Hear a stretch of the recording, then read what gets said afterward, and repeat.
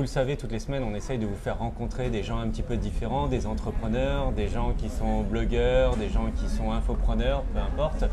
Mais on essaye de vous partager des parcours et des expériences un petit peu différentes. Et aujourd'hui, je suis avec Jérémy Coleman. Bonjour Jérémy. Bonjour. Je vais te laisser en fait te décrire un petit peu comment tu as commencé, quelles études tu as fait. Et alors j'ai fait à la base un bac ES qui était un peu compliqué. J'étais pas un très bon élève parce que pas très attentif en fait, ça m'intéressait pas tellement ce qu'on faisait à l'école. J'ai finalement quand même eu mon bac avec mention t'as eu de la chance comme je dis toujours. Suite à ça en fait j'ai voulu suivre tous mes amis et je suis allé à la fac. Je suis arrivé le premier jour à la fac, le doyen commence son discours et il nous dit alors les cours sont facultatifs. Au revoir, je suis parti immédiatement, je suis pas cool, on n'est plus obligé d'y aller. Sauf qu'il y a eu les partiels, je me suis ramassé lamentablement. J'ai recommencé une deuxième année, je me suis re-ramassé lamentablement. Et donc après ces 2 ans de fac raté, je suis rentré à l'ISEG à Strasbourg, parce que je suis originaire de là-bas. Je savais pas trop pourquoi j'étais là, j'avais pas trop envie d'y être. J'avais plus envie de faire la fête que d'aller en cours. Je crois que je leur ai pété le record d'absentéisme, enfin c'était un peu compliqué, je savais pas ce que je faisais là en fait. Au bout de 3 ans à passer de justesse, je me suis retrouvé en 4e année dans une spécialisation en stratégie digitale. Et là en fait ça faisait déjà 1 an et demi que je bloguais pour m'amuser, pour le plaisir. Puis là, je me suis dit merde, il y a un truc qui se passe, ça va ensemble, je peux en faire quelque chose. Ce que les profs me racontent, ça me parle, je comprends. J'ai commencé à aller en cours, à bosser un peu plus, à mettre en lien ce que je faisais en professionnel ou en personnel avec ce que je faisais en cours. En fait, l'école, même si c'est un peu imposé, c'est le parcours traditionnel classique de l'éducation. Finalement, faut jamais désespérer. Il y a aussi des écoles qui sont bonnes ou alors des profs qui sont bons. Mais alors moi, je râle à peu près toute l'année sur le système éducatif français parce que je trouve qu'il est adapté à certains élèves mais pas à tous. Ouais. Et que du coup, il y a plein de gens qui se perdent en chemin et qui n'iront jamais là où ils doivent aller parce que le système n'est pas fait pour eux. Et aujourd'hui, moi, je plébiscite notamment le fait de se former avec les livres en fait ou au contact d'autres gens plus doués que toi dans certains sujets. Mais le problème, c'est que ça, à l'école, on ne te le dit pas. Plus l'autodidacte. Ah ouais, complètement. Tu finis tes études. Ouais. Et qu'est-ce qui se passe après ? Alors j'avais déjà lancé plusieurs blogs et à la fin de mes études, il y en avait notamment un sur la mode masculine qui commençait à prendre un petit peu, tu vois. Et pendant un de mes stages, j'avais passé 4 mois à Paris, j'avais vu un peu comment se passait le microcosme des gros blogs, des infopreneurs et des mecs qui gagnaient un peu d'argent avec ça. Moi j'ai la chance d'avoir des parents qui ont accepté de me suivre dans cette idée un peu folle et où j'ai dit ok, je pars à Paris, je vais monter ma boîte. Et donc en fait j'ai lancé Bewatchwear qui était un blog de mode masculine, un média à part entière. On a lancé un premier livre payant, ensuite il y a eu des collaborations sur des vêtements, sur des accessoires, sur plein de choses comme ça. Et Bewatchwear a continué à vivre comme ça et à grandir pendant 2 ans. Tu ne l'as pas monté du jour au lendemain, je pense que tu as dû beaucoup travailler. Ouais. Et quelles ont été les plus grosses difficultés que tu as dû surmonter ? Quand tu es entrepreneur, tu as des moments de doute qui sont hyper compliqués. Ouais. Parce qu'en fait, l'entrepreneur, pour moi, il est vraiment, c'est les montagnes russes en permanence. C'est-à-dire, c'est un succès, un échec, un succès, un échec. Il faut rebondir, il faut jamais se laisser abattre par l'échec. En dehors de ça, réussir à choper le réseau. Moi, j'arrive à Paris de ma campagne strasbourgeoise, je dois me faire un réseau dans la mode masculine, dans le blogging et tout. Ouais. C'était hyper dur, j'ai dû y aller au culot bien souvent. D'accord. Genre aller rencontrer les gens, salut, enchanté, je m'appelle Jérémy, voilà ce que je fais dans la vie. Ouais. Entrepreneur, c'est toujours la même chose, c'est énormément de travail et un peu de chance. Sur quoi tu t'es appuyé ? Quelles étaient tes forces justement ? Je suis capable de mettre la tête dans l'ordi et de bosser des X heures d'affilée sans m'arrêter. Je peux rentrer dans une soirée même si je connais personne et j'arrive à aller parler aux gens, j'arrive à me faire des contacts. Je tisse du réseau facilement en fait. Qu'est-ce qui t'a fait démarrer en fait ton business ? Le petit truc qui a fait que tu dis bah là c'est bon, ça commence. C'est les pré-réservations du premier guide qu'on a édité donc avec mon ancien associé Adrien, qui s'appelait le guide du style en 59 chapitres. Alors on l'a écrit parce qu'on voulait l'écrire de base.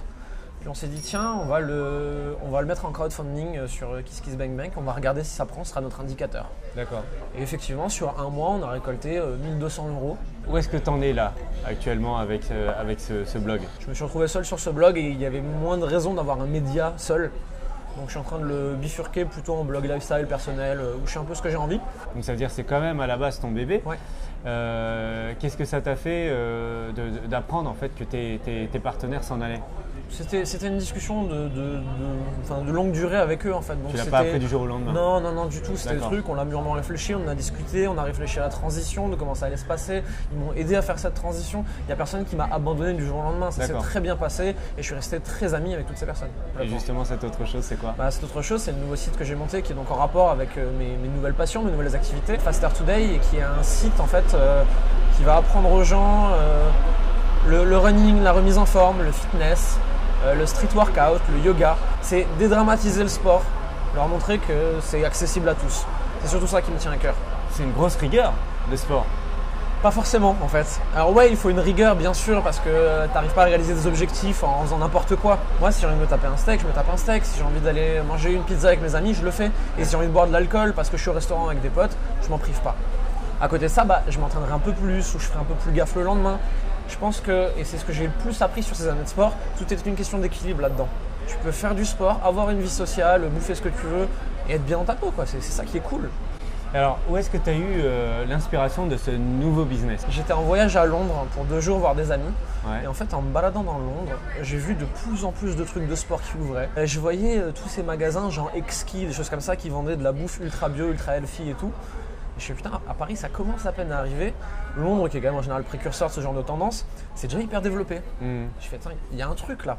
Parce que je vois plein d'amis à moi qui se mettent au sport, ils commencent tous à faire gaffe à ce qu'ils mangent, ils veulent tous faire des régimes, le gluten c'est devenu le diable. Je fais, allez, on tente, on va voir. D'accord.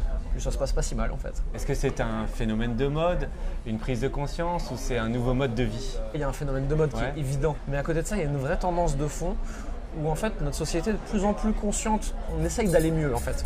On essaye d'être plus heureux et d'aller mieux globalement. Je regardais il n'y a pas longtemps une vidéo, je crois que c'est d'Olivier Roland, que tout internet connaît un petit peu, et qui disait qu'il était à un séminaire d'entrepreneurs et qu'il n'avait jamais vu autant de marathoniens au même endroit de toute sa vie. Tu sais, tu es entrepreneur, même si tu débutes ou pas, tu fais 12 heures par jour, il y a du boulot.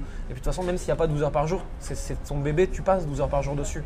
Ça fait du bien de sortir 45 minutes chez toi pour aller faire autre chose, pour être dépensé physiquement. Ça te permet de ne pas péter un câble en fait juste. D'accord. Et moi, tous les entrepreneurs que je connais en tout cas font du sport à côté, tous. Est-ce qu'aujourd'hui, donc sur ton nouveau projet, tu as déjà un branding qui est en place, tu as déjà un business model, tu as tous ces trucs-là? Ouais, j'ai pas fait les erreurs que j'avais avec BioHwear. En fait, on a lancé Faster Today, le site n'était pas lancé, qu'on avait le logo, le branding, le business model, la trame de développement, les rédacteurs, le storytelling derrière, tout était prêt en fait à lancer un projet. Aujourd'hui, les gens qui j'ai créé Faster Today au départ sont un peu moins dessus, parce qu'ils ont moins le temps. Ouais. Mais bon, on est toute une équipe de runners qui écrivent de temps en temps, qui publient des trucs, etc. On est une dizaine. Qu'est-ce qui, selon toi, va vous permettre de rentrer en fait du revenu? Alors aujourd'hui, là où on essaye d'aller de plus en plus, et a priori c'est là où il va falloir aller pour nous en tout cas, c'est sur l'organisation d'événements. Là par exemple, c'est le week-end prochain qu'on organise le premier événement, on emmène 8 personnes dans les Vosges pour une initiation à la randonnée au trail. Ça, ils ont juste arrivé avec leur matos de sport et à nous suivre. Voilà. Sachant qu'il n'y a aucune activité obligatoire, que c'est vraiment c'est dans la découverte quoi. Vous faites une sélection, comment ça se passe? Tout le monde peut participer? Ouais, tout le monde peut participer, il faut avoir un peu un niveau sportif, un minimum quoi, parce que bon. En fait, sinon tu prendras pas de plaisir, ça va être dur. Si demain quelqu'un se dit ah tiens c'est sympa, moi j'ai envie de le faire, comment on te contacte? Il nous contacte via la page Facebook par exemple Faster Today. D'accord. Et il nous envoie un message, de toute façon les événements sont relayés dessus. Alors aujourd'hui, quel est ton challenge là, maintenant? Le vrai challenge sur Faster Today, c'est d'arriver à avoir une communauté assez engagée, et effectivement on ne parle pas de taille de communauté, mais vraiment d'engagement, pour que le site permette de commencer à dégager des premiers revenus un peu plus conséquents. Si tu devais donner un conseil aux gens qui nous regardent, qui souhaitent monter leur entreprise, se lancer dans leur projet, passer à l'action, qu'est-ce que tu leur dirais? C'est bien s'entourer, parce que c'est très très important en tant qu'entrepreneur, on ne peut pas tout faire tout seul, c'est pas possible, et ouvrir des livres. Merci beaucoup. Merci Jérémy. À bientôt Jérémy. À bientôt.